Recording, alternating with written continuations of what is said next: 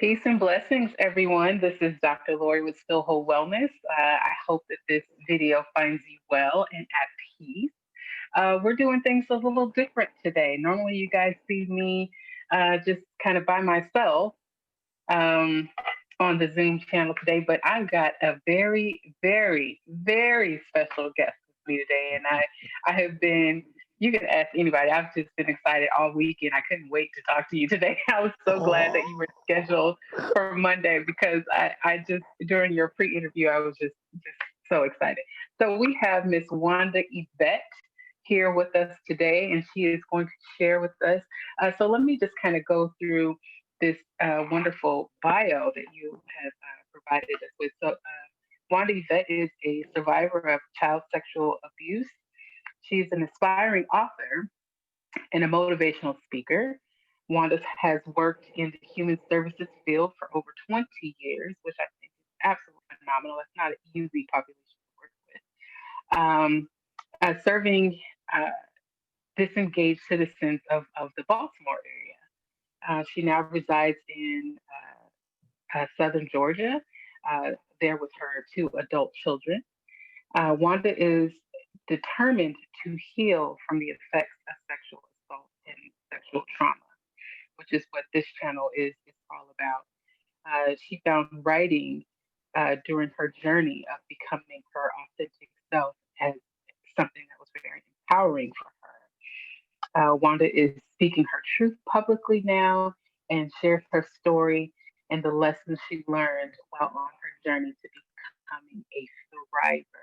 And I love that word thriver. Can you talk to us? Welcome, first of all. thank you, And thank you, thank you. absolutely.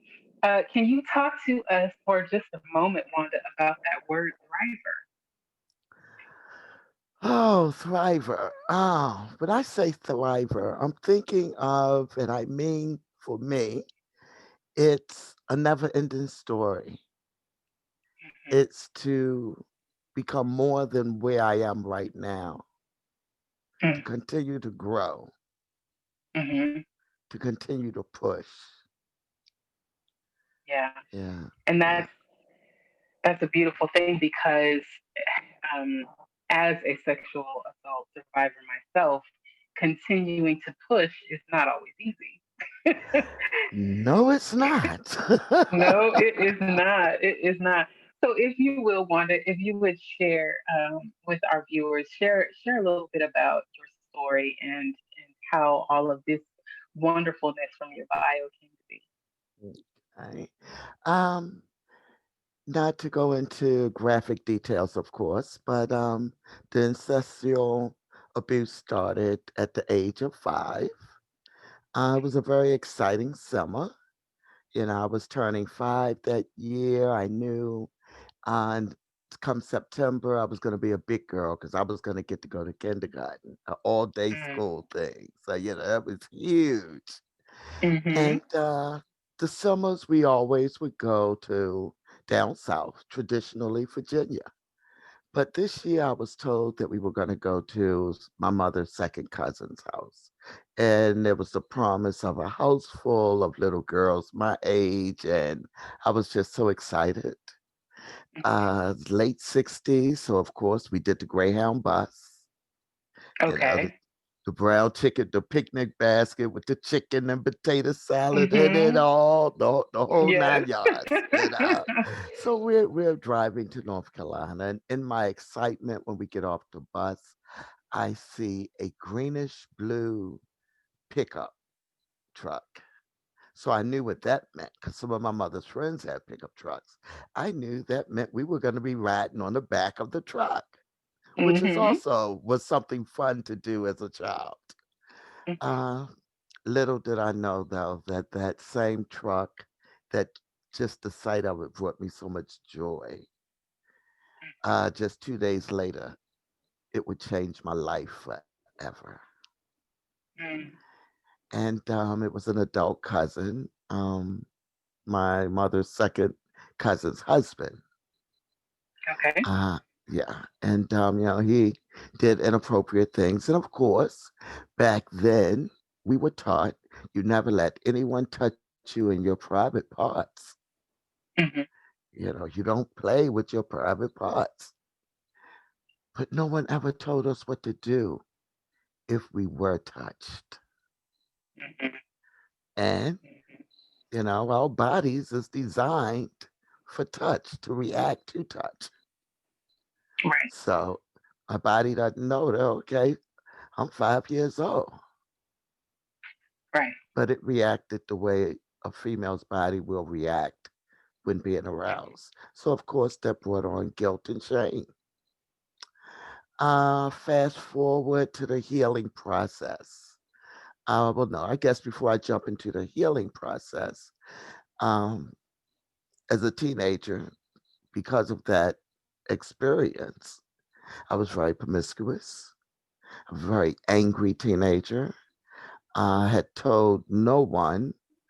That was something I knew I would take to my grave. But in doing that and keeping that secret, it literally killed me from the inside out.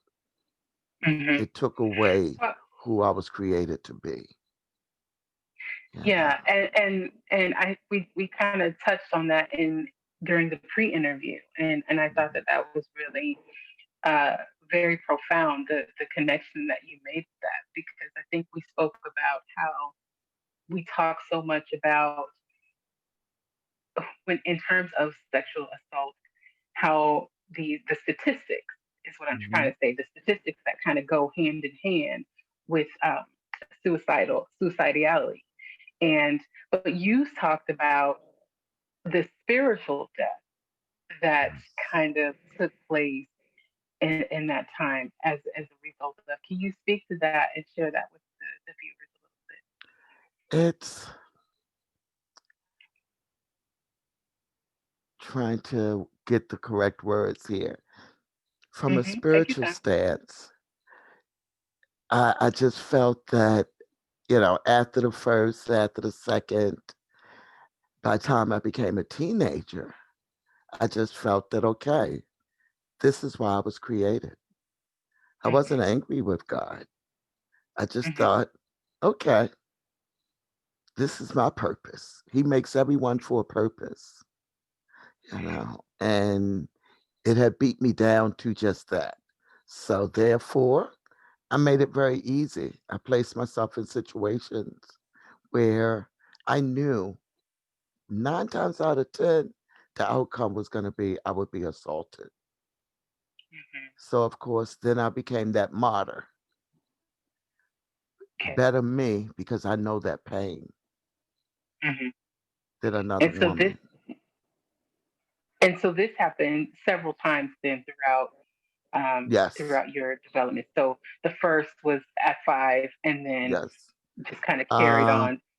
at 5, the adult cousin, between the ages of 8 and 12, an Hmm. older cousin, a teenage cousin. Before that, little boys in the neighborhood with older brothers. Okay. Uh, as a teenager, I was raped. As a young adult, I was raped several times, been date raped. So, in my psyche, it was this is your plot. Hmm. This is what you were made for. Yeah, That's something really heavy to carry. it I can't was. imagine carrying all of that, especially at the age of 5, of having that kind of like Mhm. awareness. Yeah, That's a lot. yeah. It's but my God, he's awesome. Um, Hmm. through I tell people all the time, I am the definition of a walking miracle. Hmm. That Yes. that would be me. Um, Hmm. I've seen people have seen me since over the years that remember, I'll say the old Wanda. Okay. Uh, and for some of them, it's almost like they saw a ghost. One of the reasons being because I was such an angry and unhappy person that my self destructive behaviors, because of the trauma, Mm-hmm. was going to eventually lead me to death. Hmm. you know. It was not until, and again, I told no one walking about any of the abuse, any of the trauma, any of the rapes until I was well into my 20s. Mm. Uh, I always wrote, even before the trauma. I was a little girl that loved to read. I was very talkative, very imaginative, and I would create stories. Hmm. So I think once the trauma came, that was my vice of survival. I could put all of that anger, all of that fear, all of that guilt, all of that shame on Hmm. paper, and I did. It was kind of a Um, way for you to escape. yes, yes, Yeah. yeah. So it was a choice: dissociate or write, and I did both. I will admit I very Okay. well did both. Um, and a coworker said to me, we talked one day, and I always say the eyes are the window to the soul. This young lady had the kindest and the caringest eyes and the Hmm. most trusting eyes. And something said I could tell her. Okay. And I did. Um, it came out when she asked me one day, why are you so angry? Why are you so hard on yourself?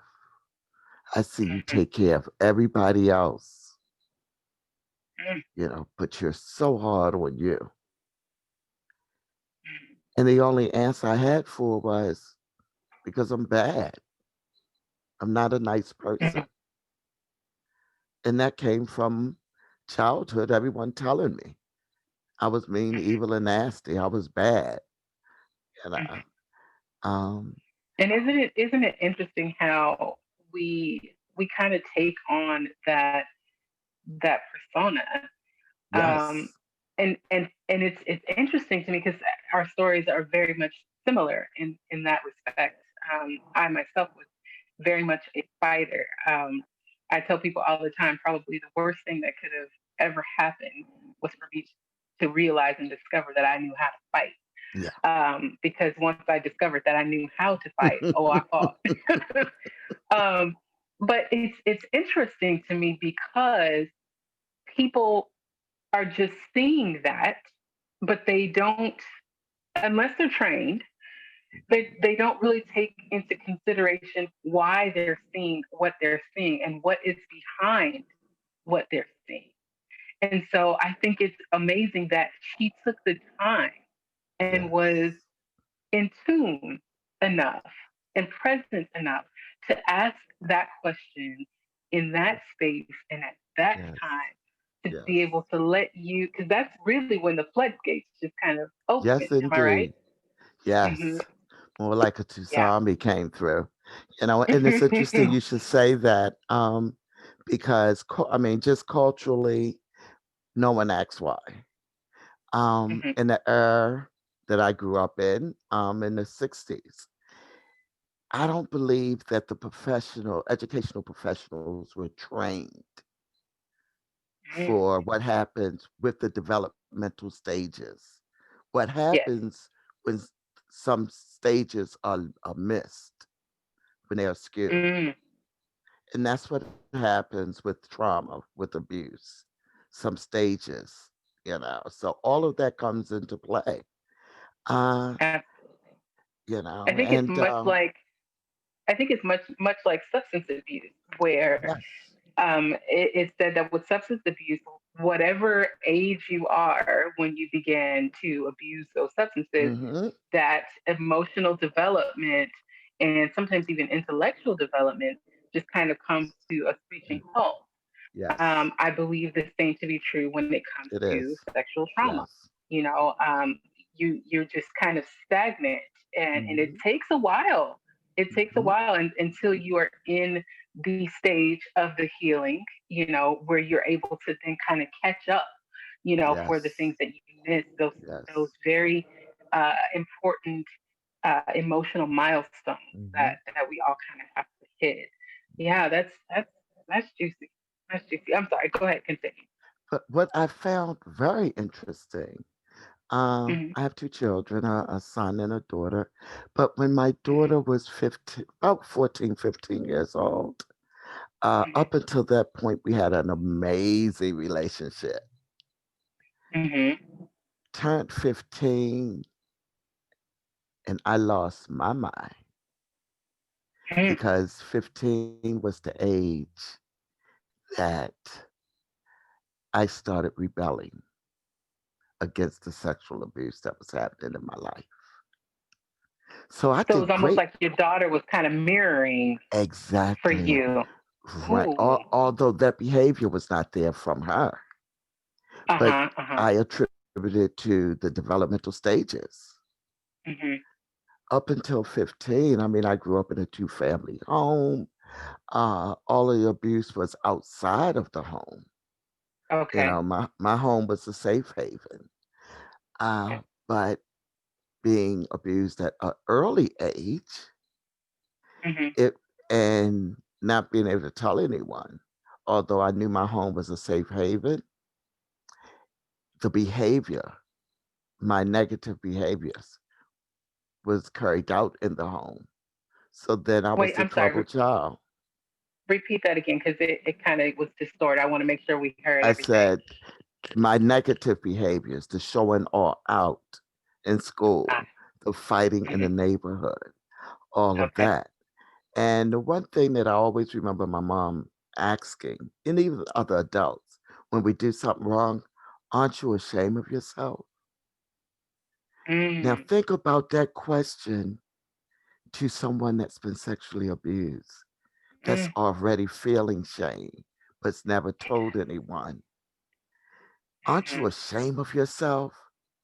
And if you say no, then you're going to get in trouble because now they're thinking you're being grown. Mm-hmm. Because you're supposed to be ashamed. You're supposed to feel that shame because what you did was bad. Mhm. So that only compounds the shame that you already feel. Talk to us a little bit about that word bad. What Mm. what significance did that word have for you? I know it had great significance for me. What was your experience with that word? Oh, bad was to me worthless. You don't Mm, serve a purpose. mhm, You're not good enough to be around anyone. mhm. Because when you're bad, you don't get to go on the family trips. You get When you're isolated. bad, you have to sit by yourself. When you're bad, you don't get the goodies. You don't get to spend the night. You can't go over your cousin's house when everybody else can because you're bad. Mhm. Yeah. Yeah, yeah, absolutely. That really resonates with me. There were some times that I was intentionally bad just so I didn't have Have to go. to But you go. You know, know. my mother caught on to that because she realized that I did better when I was by myself. And Mm, sometimes I mhm, would do things just so I didn't have to go. So she would yeah. say, okay, so that's what you're going to do. So now you have to go to the cookout. Mhm, That was punishment mhm. because I had already learned at that early age that I Yeah. could only trust me. I Mhm. couldn't trust anyone else around me.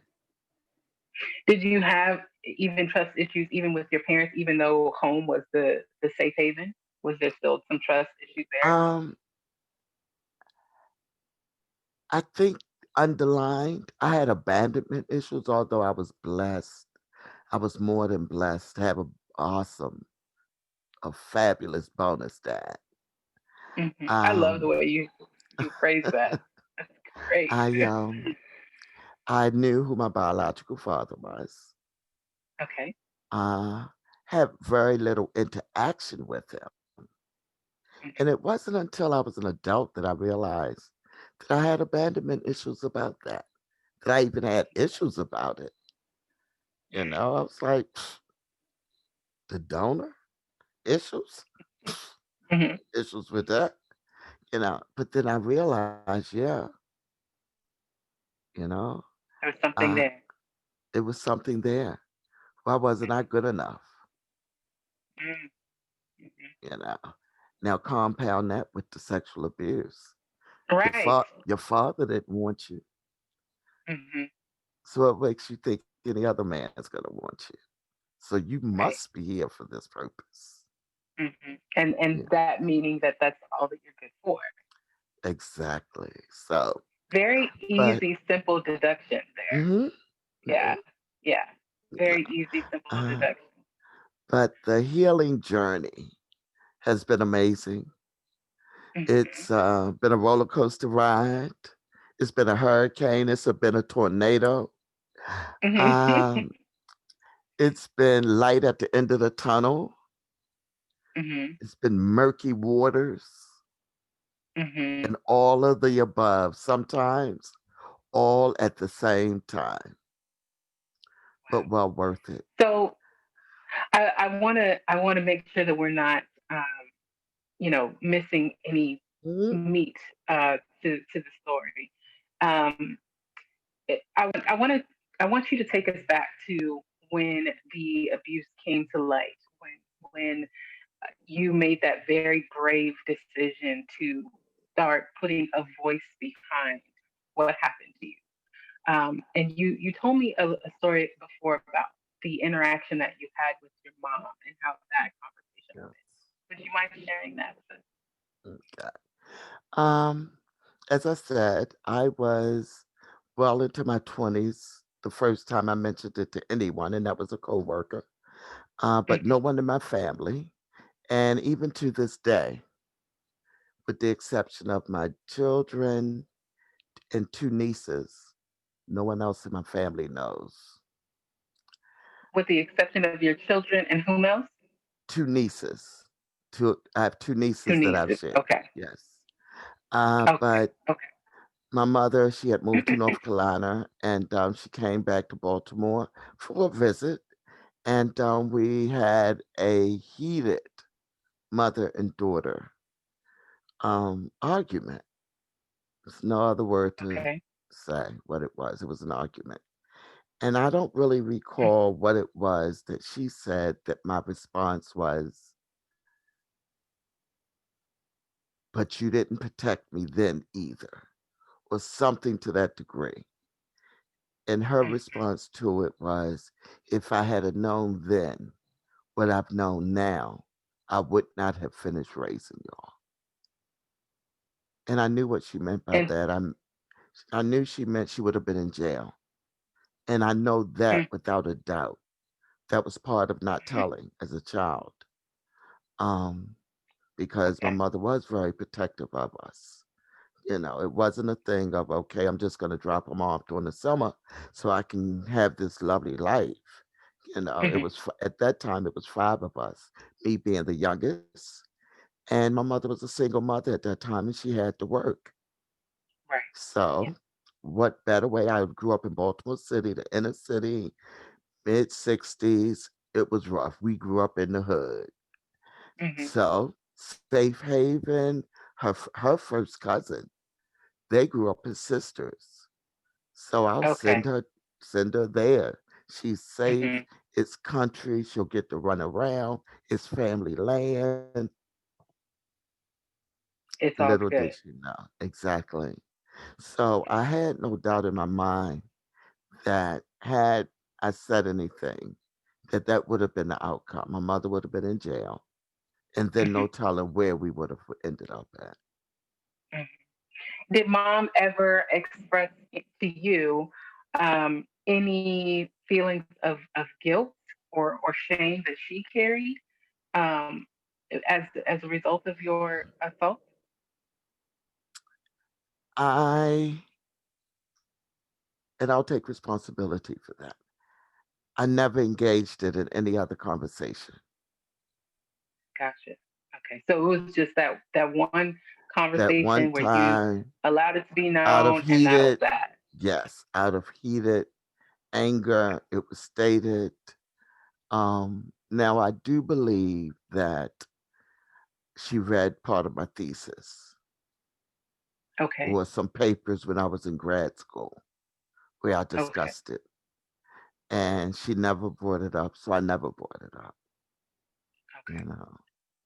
Yeah. Okay. And that, and you correct me if I'm wrong, but is that kind of a cultural thing, or do you think that that was just a that's my mom thing? I think it's a little of both. Okay. I think culturally, from my stance, what goes on in the house just don't be talked about outside of the house. Because that's what we're told. I recall my Exactly. my mother Yeah, telling me the same that's thing. right. Um, as a culture, we didn't deal with sexual trauma. Yeah. That was of other people because we didn't do that. You think Mm. back of the movies. Hmm. We never saw black fathers doing anything to their little girls, but you saw white fathers. So that Hmm. was also a message that said it didn't happen in our community. And Hmm. if it did happen in our community, you didn't talk about it. Yeah, I think that is probably the message that Yes. was definitely sent loud and clear to Yes. me. Yeah. Was, even though my parents had full knowledge of what had happened, Hmm. it still was still just something you just don't talk about. I Right. mean, it was like, and especially not outside the home. You do not discuss Mm-mm. it outside the home, which then just compounded even more feelings of guilt and Yes. shame, because then it becomes the Yes. question of, well, why can't I talk about this? Mhm. It wasn't, you're telling me it wasn't my fault, but I can't talk about it, and definitely not talk about it outside of the home. So it was definitely some mixed signals Mhm. there. Mhm. Yeah, Yes. Yeah. yeah. Very much so. So the cultural aspect of it, of not talking about it. And then, do you also feel that in terms of grooming, do you feel that the cultural aspect played a part in that as well? So, like, what I mean is, like, your mom being the single mom, and kind of that stage kind of being set, Mhm. for the assault to happen. Do you think the two played a part?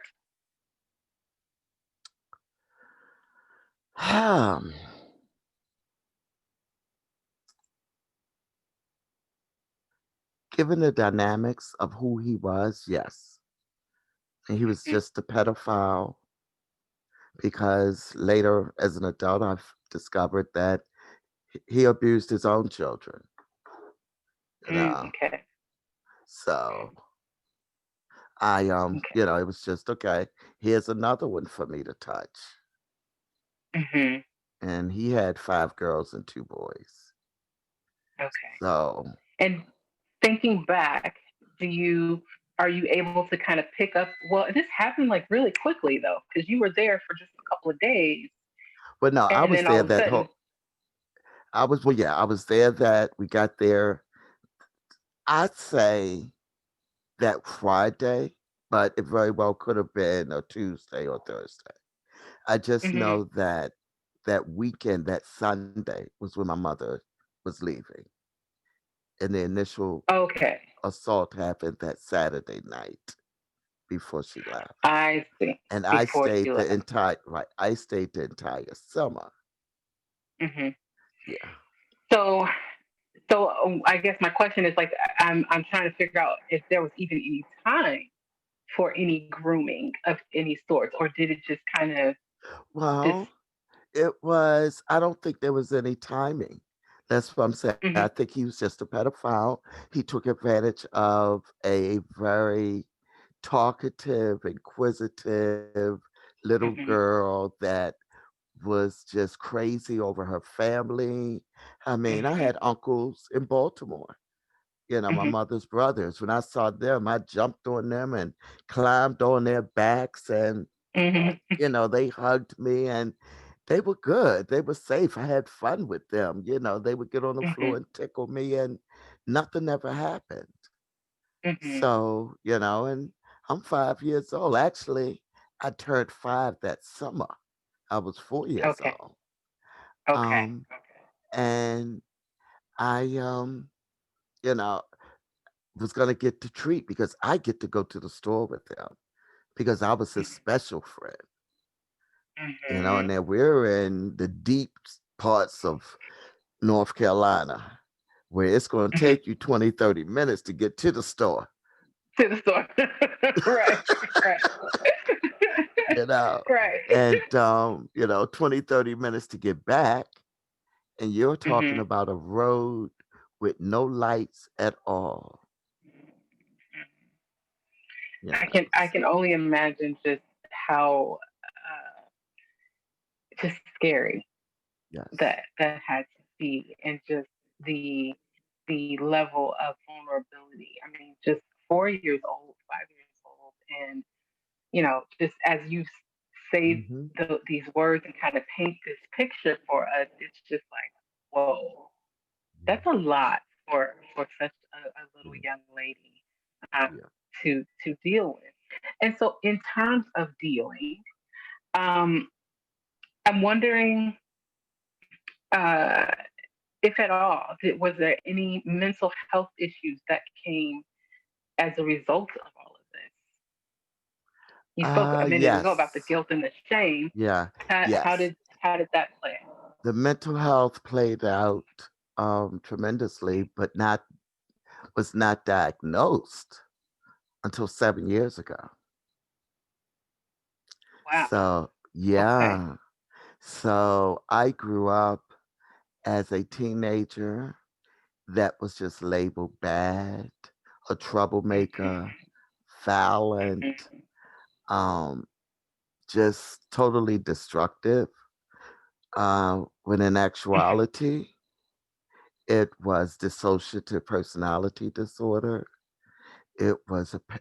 PTSD. It was Absolutely. panic, anxiety, uh, Mhm. and characteristics of bipolar, but never diagnosed, just the Mhm. behaviors, never treated. Like I said, up Mhm. until about 7, 8 years ago. So Okay. I would say the strongest one was the dissociative personality. Academically, Okay. Talk to us I a was little bit good. about that. Academically, I was an A student. Talk to us about that. And Okay.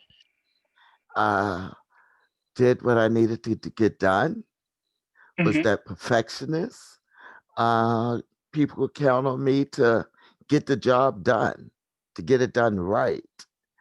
I'm sorry. Uh, Repeat that to again. Wanted the audio was kind of going in and out. okay, I'm to so get it sorry. done, to get the job done, to get it done right. They knew if they just gave me the instructions, I was going to make it happen. Gotcha. Um, Okay. then when it became into the workplace, same difference. Mhm. They knew they could Okay. count on Wanda. Um, I remember doing a assessment, evaluation, employee evaluation. Okay. Of course, first you evaluate yourself, and then your supervisor sits down. They Mhm. evaluate you. And one of the questions was, do you accept constructive criticism? Of course, I accept constructive criticism, you know? Mhm. And he disagreed. So, Mhm. I was a little perplexed. He said, you accept constructive criticism from people that you respect. Mhm. If you feel they know what they're doing, then yes, you can hear them.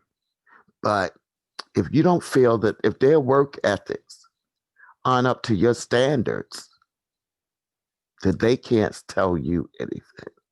Mhm. He said, and I'll admit you have very high work ethics, Mhm. you know, because that was the one thing that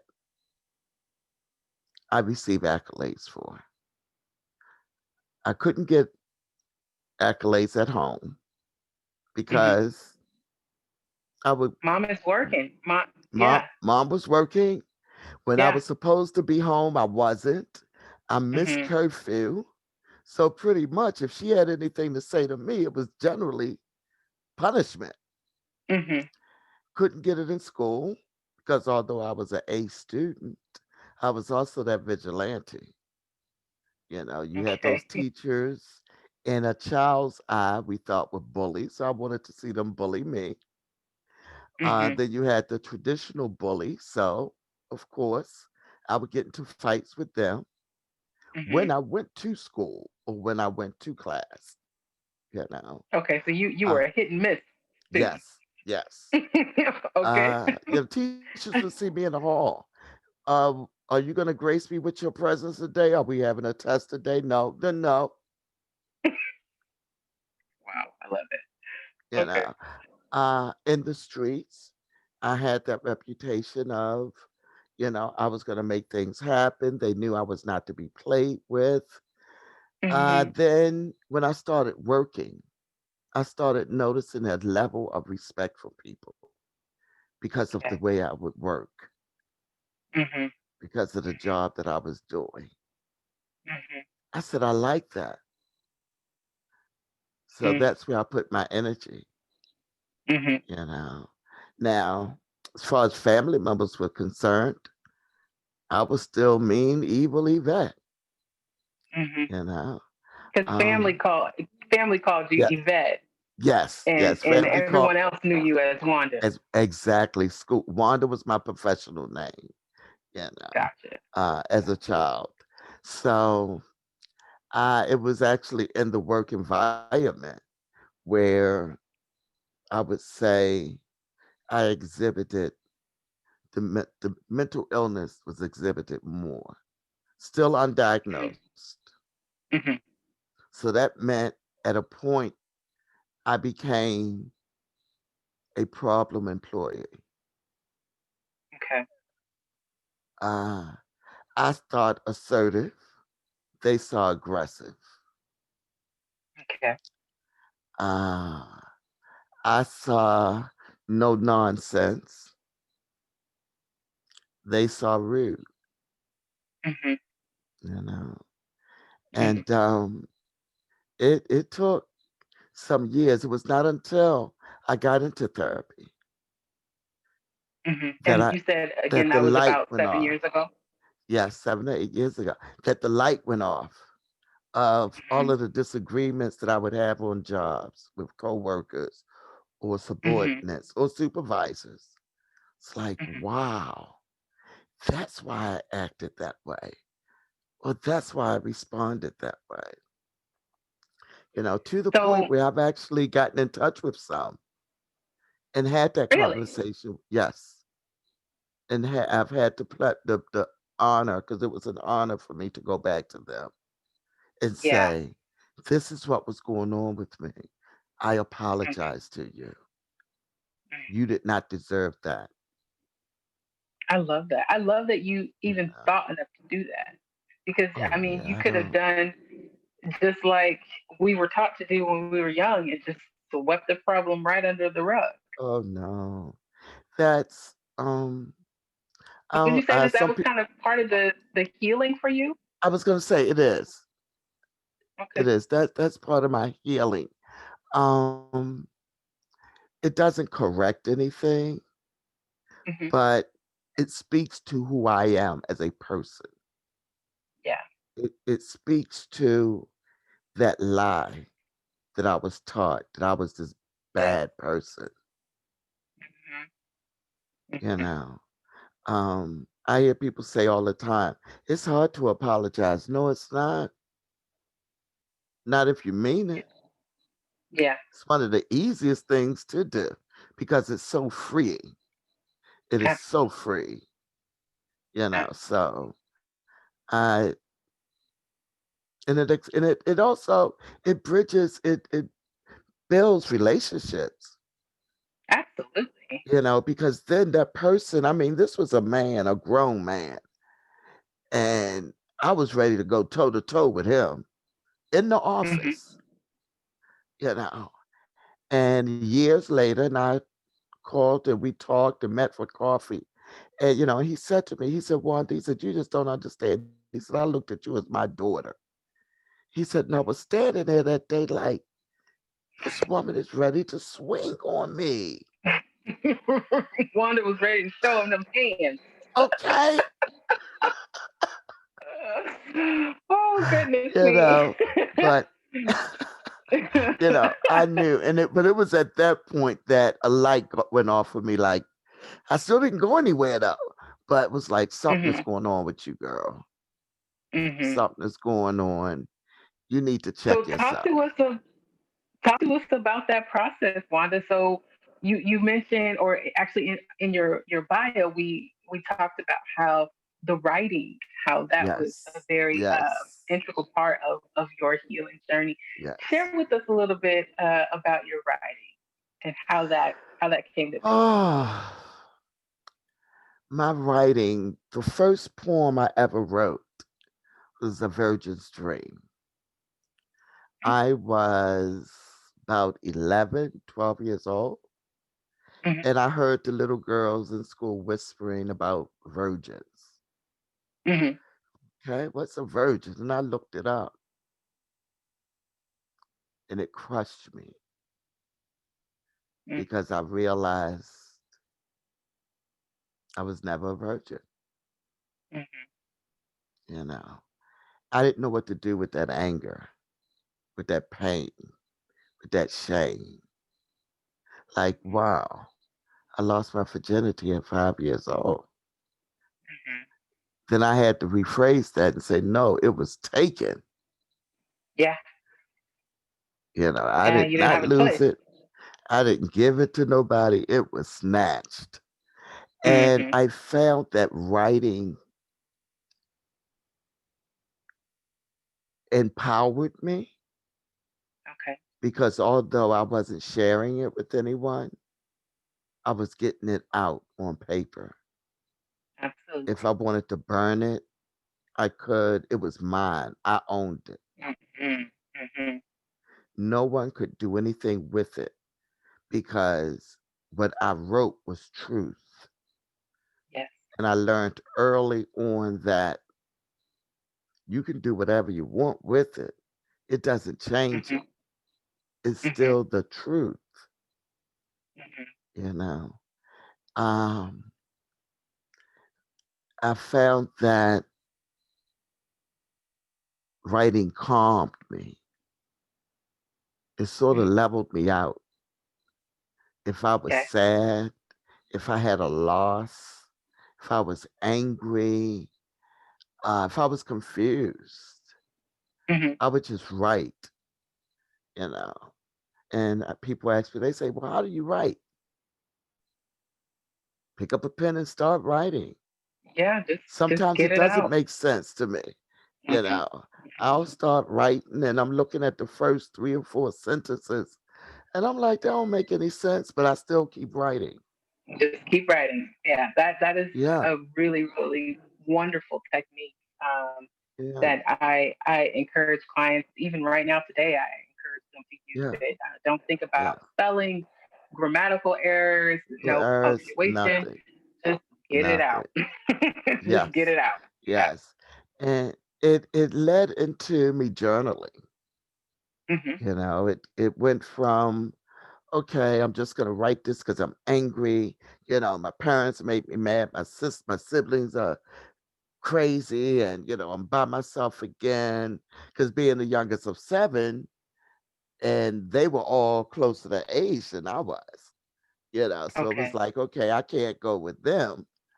Um, Hmm. so I write when things bothered me, relationships. I wrote, and I found it brought a peace, a calming. It empowered me. Um, it showed me some truths about myself. Oh I could yes. also do some reality checks sometimes. Hmm. Yeah. Sometimes You they go were back and you harsh. read that stuff and you're like, Yeah. was I really thinking that? Is that was did I really Yes. Yes. say that? Yes. So, Yeah. Yeah. yeah. And now my writing is more journaling, Hmm. and that's generally done in the mornings when Okay. everything is very quiet.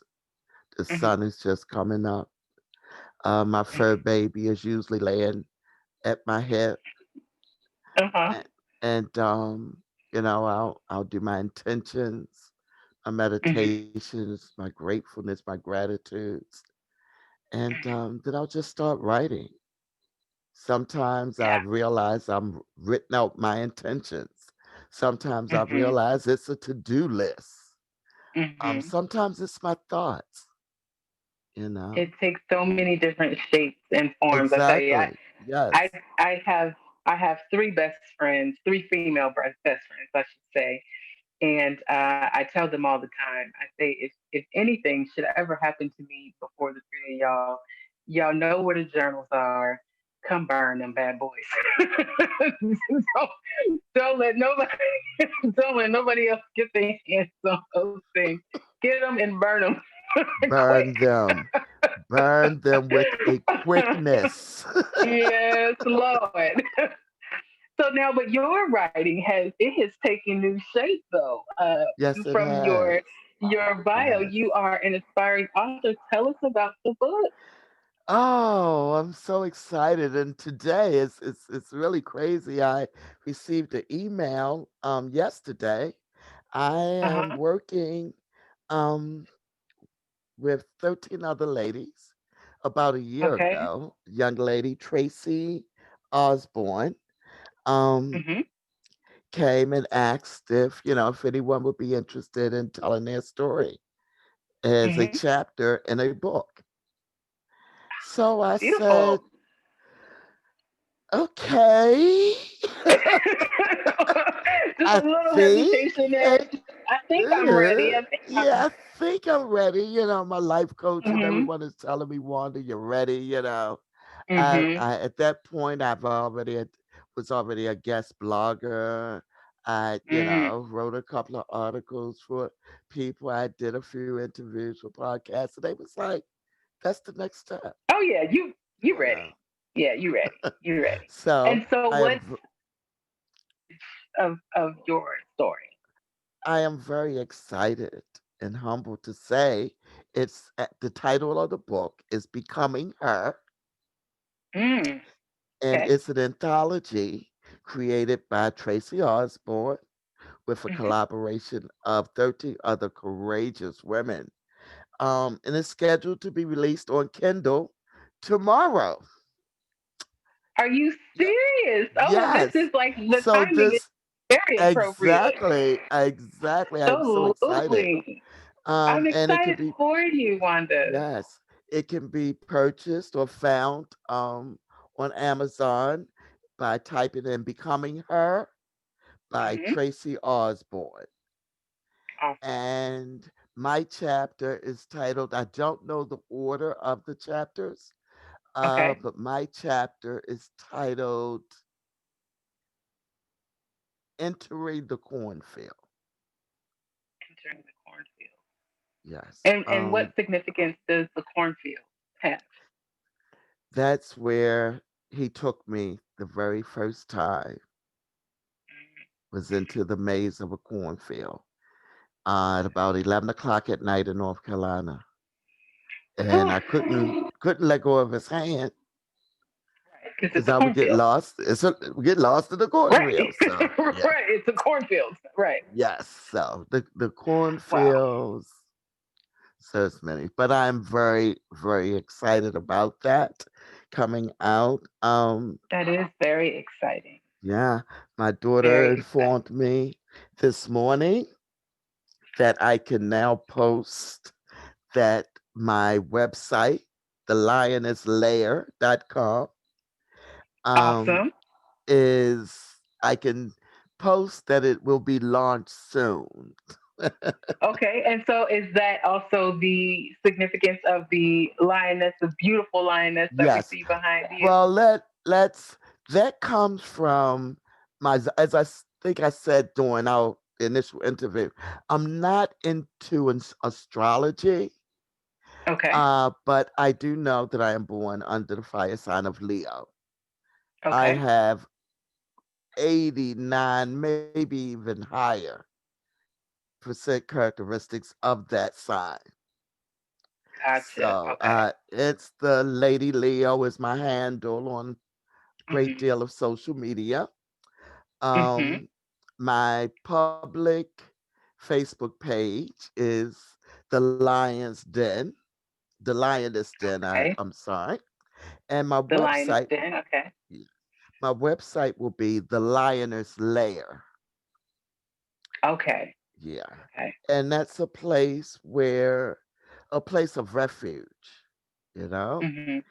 if you're tired and you just need a safe place to rest for a little while you on your healing journey, you need to That's the spot. regroup, you need to Mhm. grow, to Mhm. connect to other survivors, find your true tribe. The Yes. layer, the layer is for you. You know, I love I it. envision it being a hub of resources I where love that. you can go on there and you saying I don't know any other survivors, you Mhm. know, and you can go there and you can find various social media groups that some are subscriptions, Mhm. many are free. But even with the subscriptions, generally it will be a link that will lead you to a free consultation Something. I for think that for that's that person, beautiful. you That's know. beautiful, Wanda. Because Um, you know, it's. I think we kind of talked about this earlier on.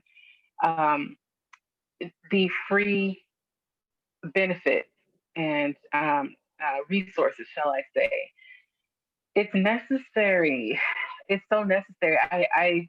I kind of take issue with people um, monopolizing on other people's pain. Um, you know, of course, I know that we all have to live and be able to support ourselves and survive, of course. But definitely, I think it's important to have those free resources for the people who maybe can't afford, right. the subscription to where they are not held in that space of pain just because they don't have the dollars to be able Mhm. to get those resources. So the fact that you're offering that and that is where your mind is even before the site is even up and running, I think is very is something to be commended. Yeah. I think it's something that makes us kindred spirits in that way. Yeah. Yeah. So that is awesome. So And the lioness layer the lioness and give us lair, and then the Facebook again is the lioness den. the lioness den. Okay, Yes. okay. Yes. I want to make And sure that everyone has that. yeah, and the reason that I wanted to make that resources, the subscribed ones as well as the free, I am a huge believer of investing in yourself. Come on now, come Okay. on. Um, Yes, I yes. am I am currently on a fixed income. I'm no longer working. I'm on disability and had a substantial income prior to this. Hmm. So, Hmm. but the one thing that I do know, I am worth my healing, Yes, you know. yeah. Uh You're absolutely there's a right. song, I think it's Robin Williams. I love my life. Hmm. And that's going to be my mantra one day. I'm learning to love my life, you Hmm. know. And the way that for me, and this may not be for everyone else, they may be able to do it by connecting to the various, and they have various free websites, various free Yes, groups out several, here that are awesome, that are doing several. amazing work. Um, Hmm. but my personality, I'm going to do the work. But if I put some money on top of it, Hmm. I'm not going to get tired. I'm not going to Absolutely, procrastinate. you know, absolutely. it's Yeah. sort of a way for me to hold me accountable. And if Hmm. I have a coach, it's also a way for them to hold me accountable, Absolutely. Hmm. because I'm paying them for a service. Hmm. And although I must be that driving force because Yes. it's I'm only responsible for my healing. No one is going to ride in on a white horse and save Come on, us. Wanda. No Yeah. one. I had to learn how to reparent Mhm. that inner child. And I'm still doing that, Mhm. you know? That little girl, we're pretty good. Yeah. When she wants to go and play in the mud, I'll go and sit outside on the grass and play with my You be out in the dogs. mud, Wanda. I sit outside and make me some mud pies in a heartbeat. I think my neighbors are sort of used to me, man. It get to raining, I'll run outside and jump in a puddle. I love You it. know, if that's what that 6-year-old wants to do, you know. Now my 16-year-old it's It a takes some lot of patience, don't it? yes, Oh yeah. yes, yes, it Oh yeah. does. I already know. Um, because see, she remembers it all. Mhm. She's the one that was labeled. Mhm. She was the one that was ostracized. She was the one that the adults hurt the most. Yeah. So we started on this healing journey. And then I started doing inner child work. Mhm. That teenage part of me said, "Have you lost your mind? Are you crazy? You telling who what?" Now, So I had to really, had to have some conversations like, "It's okay, baby girl. Let's see, where's my yeah. 16? Oh, here's my 16-year-old. This is Lee. Okay. Okay. Hey, Lee. This is Lee." And Lee knows that, sometimes I have to take her. And Mhm. it's like, if I'm going out socializing, I Mhm. can feel her get very anxious. Anxious. Yeah. And I'll let her know, "Baby girl, you don't have to go. You're not going. This is not a child's function I'm going to. Mhm. This is an adult function. You can stay home, you So know." before we end this, Wanda, and I hate to end it because, like I told you before, I very much enjoy speaking with you. It really is just a delight. You have such a delightful Thank you. spirit. Thank you. Um, but I have one last question for you, and hopefully you can answer this, to really serve the purpose of this particular platform. I Mhm. think I shared with you that I don't really believe in, and this will sound cruel, but I don't really know how to say it. I don't like nor do I subscribe to the whining of sexual assault. Um, I'm one where I like to look at it, acknowledge it, feel the Mhm. emotions behind it, aim to understand them for the sole purpose of moving forward and trying Yes. to move further down that journey of healing. Yes. So, for with that in mind, for our viewers, if you could speak to that 16-year-old Wanda, what would you say to her in terms of healing?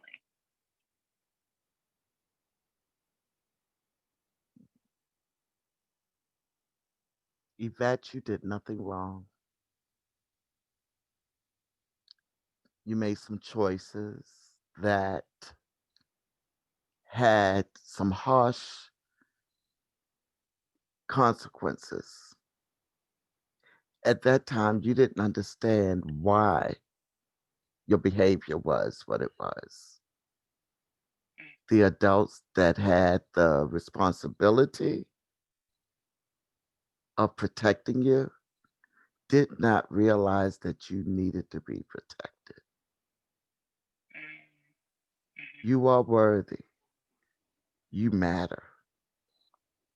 You serve a purpose. Yeah. Well, thank you so much, Wanda. Thank you Thank so, you. so much. Thank you. And I'm you do honored to. matter. You still matter. You Thank still you. serve a purpose. And I'm so grateful that we crossed each other's paths. I very, very Yes. much am. I Yes. really, really do. Thank you. Tell And our absolutely, and whenever you want to come back again, we could do this again. well, We could definitely do this again. once my website is up and running, trust me, I have you down as one of my guests because that's what I want Okay, well, my website to be, a live feed yes, of doing live interviews, of having yes. blogs reading, and Hmm. just the whole 9 yards. Of course, of course, and I would be honored to play a part, however I can play a Oh, part, wherever you right. need me. I'm there. That's just kind of who Awesome. I am. That's kind of the way I'm made up. Tell our viewers where they can get in contact with you. Is there an email or a Facebook Um, page that you have? my Facebook page is the Lioness Den, and that's LIONESSDEN, and Okay, it is a public page. The okay, website, which will be launched soon, is thelionnesslayer.com. And that's okay, well, I'm sorry, that's okay, THELIONESSLAIR.com. okay. Yes. All right. Awesome. Well, thank you so much again, Wanda. This has really, really just been a delight. And to all of the viewers, we just want to thank you guys for sharing this space with us. At Still Whole Wellness, our motto is that we heal every single day. And Wanda has definitely presented some really, really good nuggets of wisdom to help us do exactly that. And for that, I am absolutely grateful. You guys can reach me, Dr. Lori, on Facebook at Still Whole Wellness. I can also be reached on Instagram at still_whole_wellness and on Twitter at whole still. If you would like to contact me directly, you can reach me at stillwholewellness@gmail.com. And the website is www.stillwholewellness.com. Thank you guys so much for staying with us, and we'll see you guys on the next video. Peace and blessings. That's it.